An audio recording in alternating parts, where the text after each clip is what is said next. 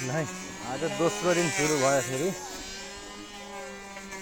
यहाँ हाम्रो तुम्बाले खन्न थाल्नुभयो।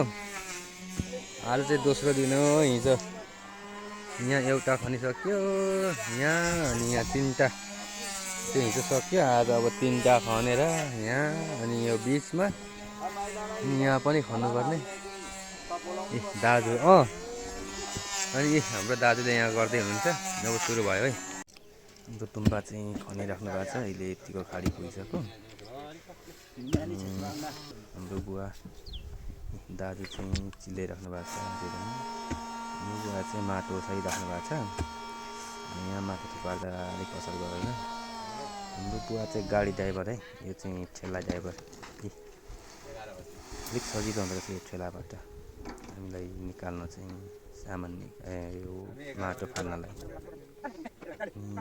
यो चाहिँ खाडी खन्दै गरेको एकदम अप्ठ्यारो हुँदो रहेछ हौ। खाडीदेखि निकाल्दा पनि माटो निकाल्नलाई धेरै अलिक गाह्रो हुँदो रहेछ। फेरि पनि आज कम्प्लिट गरौँ भनेर खाडी कम्प्लिट गरौँ भनेर गरिराखेको हो। म भोलि चाहिँ तल जाम गरिसक्यौँ भन्ने छ। अब सायद जाम पनि भइसक्छ होला भोलि त।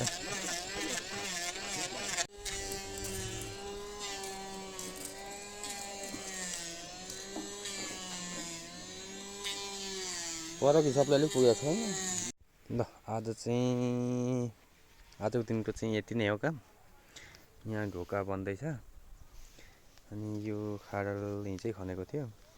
यो खन्ने एउटा 3 फुटको छ खाडल चाहिँ, त्यति गहिरो छैन। अनि यहाँ पनि खन्यो अनि यहाँ आजलाई चाहिँ यति नै हो। अब भोलि यो जाम गर्नुपर्ने छ सबै। भुइँको चाहिँ जाम गरिसक्नु भनेको भोलि।